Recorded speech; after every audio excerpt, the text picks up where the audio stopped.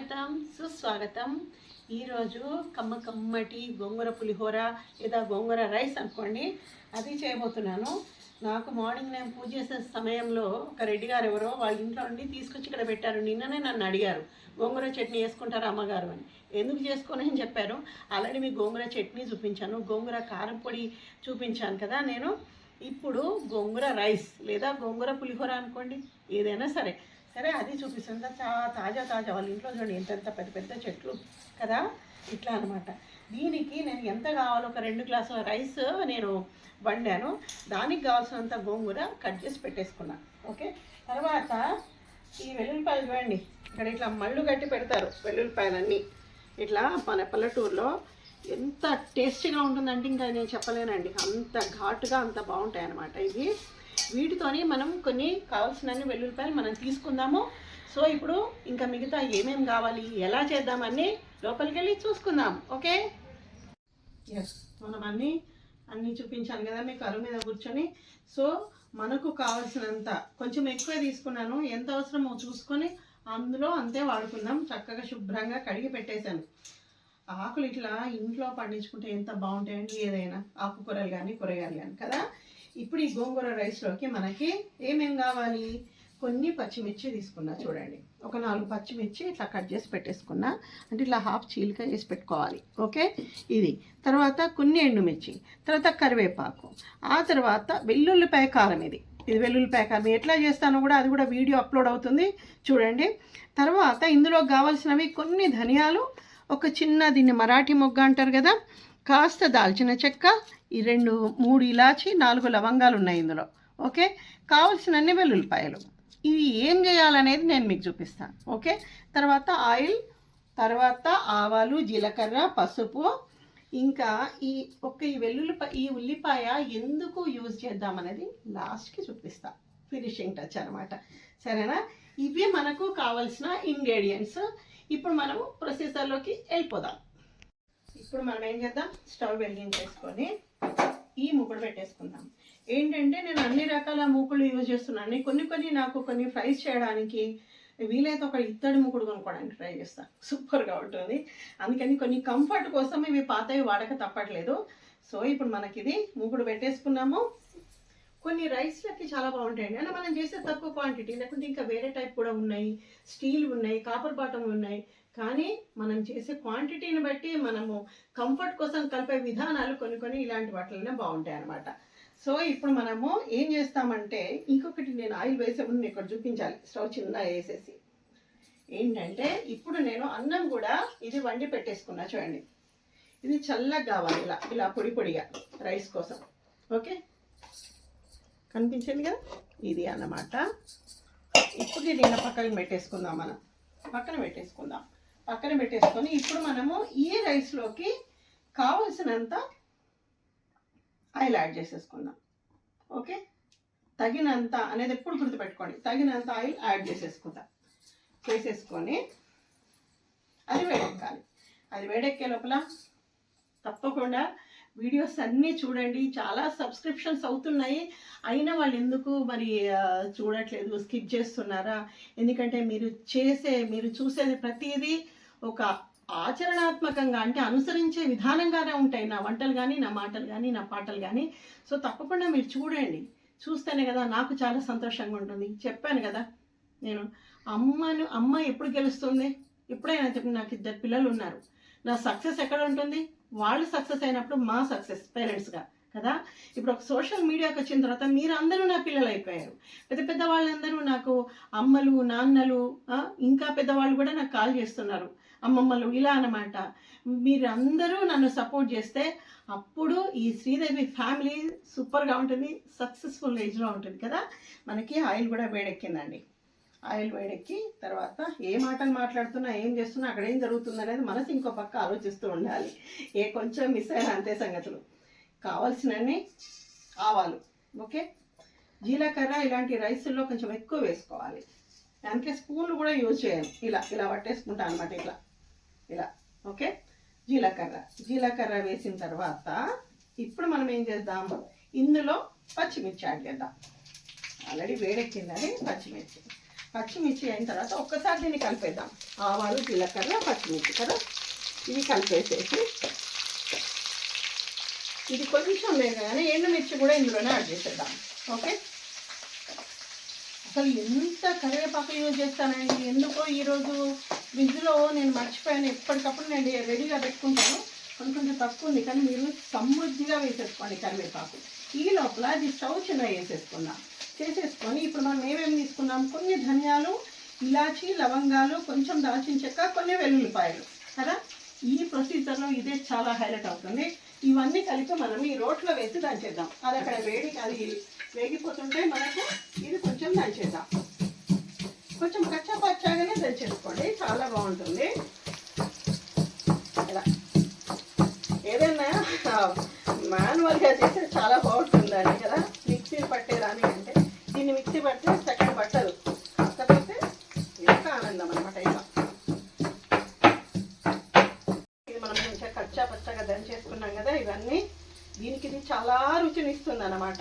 ఇది ఈ ముద్ద వెల్లుల్లిపాయ, ధనియాలు, ఇలాచి, లవంగం, దాల్చిన చెక్క, చిన్న అది మరాఠీ మొగ్గ కదా, దాన్ని అదే అంటారు అనుకుంటా. ఇవన్నీ వేసేసి మనం దీన్ని కొంచెం కలపాలి. ఈ రైస్లో ఇదే హైలైట్ అవుతుందండి. ఓకే, ఇది వేసిన తర్వాత మనము నెక్స్ట్ ఏం చేయాలి, అది కొంచెం మనకు అది ఫ్రై కావాలి. ఆ ముద్ద ఫ్రై అయిన తర్వాత నెక్స్ట్ కరివేపాకు చాలా తక్కువ ఉందండి. సారీ, ఇంత కరివేపాకు వేయాలి. ఇప్పుడు తెప్పించడానికి టైం లేదు కాబట్టి నేను అడ్జస్ట్ చేసేస్తున్నాను అంతే. కరివేపాకు కూడా ఇందులో మనం వేసేద్దాం కదా. కరివేపాకు వేసేసి, కరివేపాకు ఎప్పుడు బాగా అల్లరి చేస్తుందండి కదా చిన్నపిల్లల్లాగా, అందుకని కొంచెం జాగ్రత్తగా ఉండాలి. వాళ్ళని హ్యాండిల్ చేసినట్టు హ్యాండిల్ చేయాలన్నమాట. ఓకే, ఇదైన తర్వాత మనం ఇందులో లైట్గా తగినంత, కొంచెమే, ఎక్కువ కాదు, చాలా లైట్గా పసుపు, చాలా అంటే చాలా లైట్గా పసుపు యాడ్ చేయాలి. చేసేసి ఒక్కసారి మరి కలిపేసి, వీటితో మనకు అవసరం అయిపోయింది కదా, దీన్ని పక్కన పెట్టేసుకోవాలి. చేసేటప్పుడు కూడా ఏది ఎట్లా చేసుకుంటే అంత బాగుంటుంది, అంత ఈజీగా అనమాట. మనకి ఇవన్నీ అయిపోయాయి, సో కాబట్టి ఇవన్నీ మనం పక్కన పెట్టేసుకుందాం కదా. ఇప్పుడు ఈ లోపల మనకి ఇది వేగిపోయింది. ఏది మనం వేసిన వెల్లుల్లిపాయ ముద్ద, అవన్నీ పసుపు కూడా వేసేసాము.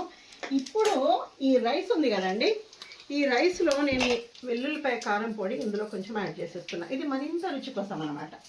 చేసేసి ఇది అట్లా పక్కన పెట్టేద్దాం. ఇప్పుడు మన విఐపి ఉంది కదా, ఇది కూడా యాడ్ చేసేద్దాం. ఓకే, కొంచెం రైస్ చూసారు కదా మీరు, నాకైతే ఇంకా సరిపోతుంది అనిపిస్తుంది. పోపు మారకుండా తీసుకోవాలి జాగ్రత్తగా. అసలు గోంగూర చాలా తొందరగా మగ్గిపోతుంది. ఎన్ని రకాలు చేసుకోవాలో అన్ని రకాలు చేసుకోవచ్చండి గోంగూర. ఇంకొకటి ఏంటంటే, బయట వచ్చిన గోంగూర కొంచెం పులుపు తక్కువ ఉంటుంది, కానీ ఇంట్లో పెట్టిన గోంగూర నేను అబ్జర్వ్ చేశాను. ఇంట్లో ఉన్న గోంగూర మాత్రం చాలా పులుపుగా ఉంటుంది కాబట్టి నాకు ఎక్కువ అనిపిస్తుంది. సో నేను ఇంతవరకు తీసేసుకున్నాను. ఒకసారి ఇది మళ్ళీ ఇట్లా జాగ్రత్తగా కలిపేద్దాం. ఇలా చూడండి ఎంత తొందరగా మగ్గిపోయిందో ఇది కదా. ఇలా మనం ఇలా కలుపుతుంటేనే ఇందులో ఎన్ని ఇంగ్రీడియంట్స్ అండి. వీలైతే ఇందులో పుదీనా కూడా కొంచెం యాడ్ చేయండి, కొత్తిమీర యాడ్ చేయండి. అవి రెండు టైంకి లేవు, వేస్తే మాత్రం సూపర్. ఏ రైస్లో అయినా సరేనండి, పుదీనా కొత్తిమీర ఉంటే సూపర్గా ఉంటుంది అన్నమాట. సో ఇది కొంచెం మగ్గనిద్దాం మనం.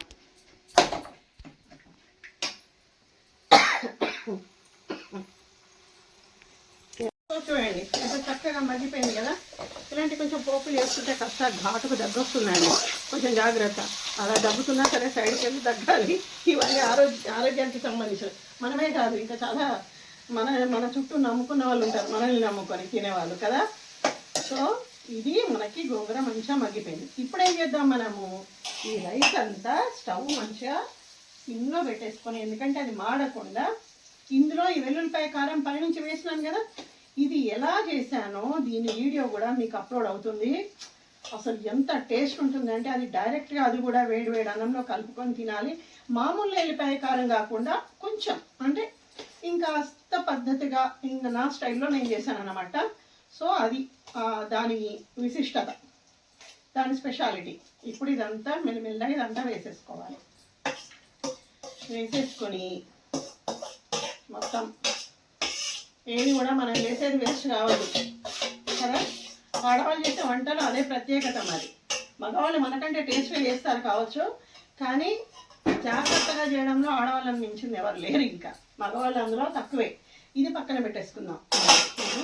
ఇది కంఫర్ట్గా ఉంటుంది కాబట్టి ఇది తీసేసుకుందాం. ఇప్పుడు చూడండి, కింద నుండి పైదాకా జాగ్రత్తగా ఇది కలిపేద్దాం. కలిపేసిన తర్వాత చూడండి ఇలా కలిపేసాం కదా. ఇప్పుడు మనం ఏం చేయాలి, ఒకటి వేయలేదు. ఎందుకు వేయలేదు, ఇప్పుడు వేద్దామని వేయలేదు. అన్నేసి చూడు నన్నేసి చూడు అంటారు కదా, ఏంటి చెప్పండి, నేనే చెప్తా. ఏంటి అంటే సాల్ట్.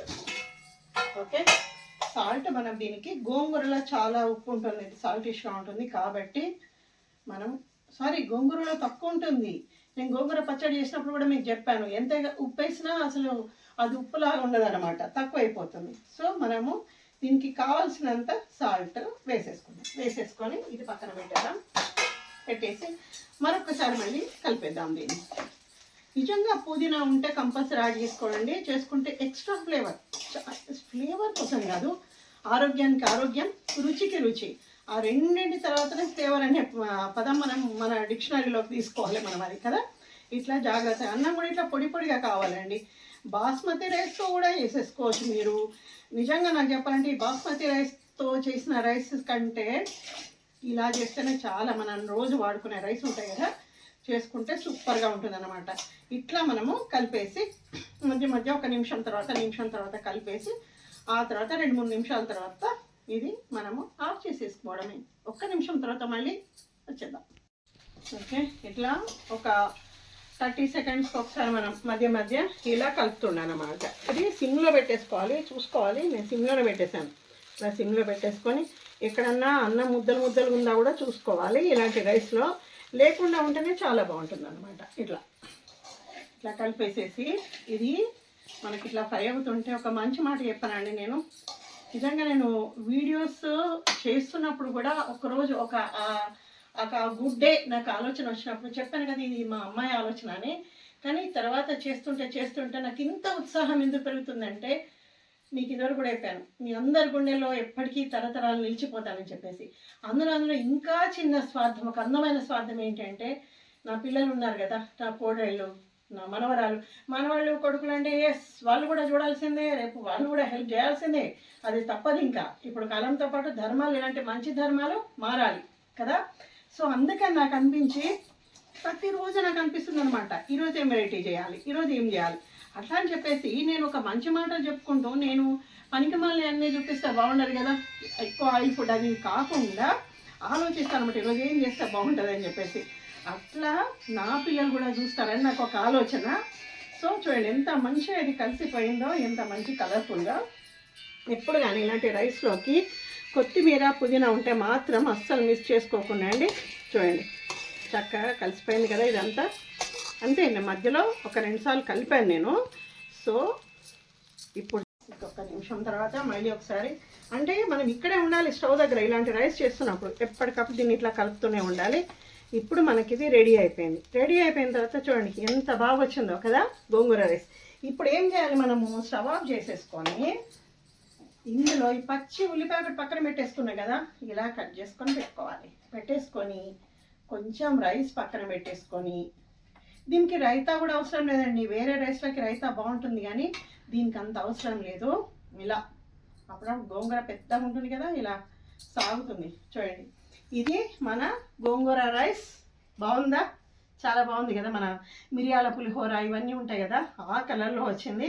ఇలా పచ్చి ఉల్లిపాయ పెట్టుకొని ఒక ముద్ద పెట్టేసుకొని ఒక్క ఉల్లిపాయ పచ్చి ఉల్లిపాయ నంచుకుంటే ఆహా ఏమి రుచి కదా. తప్పకుండా చేసేసుకోండి ఇలాంటి వంటలన్నీ. నేను ఇంకా మంచి రెసిపీస్తో శ్రీదేవి ఎప్పుడు మీ ముందుకు వస్తూనే ఉంటుంది. అంతవరకు నమస్తే.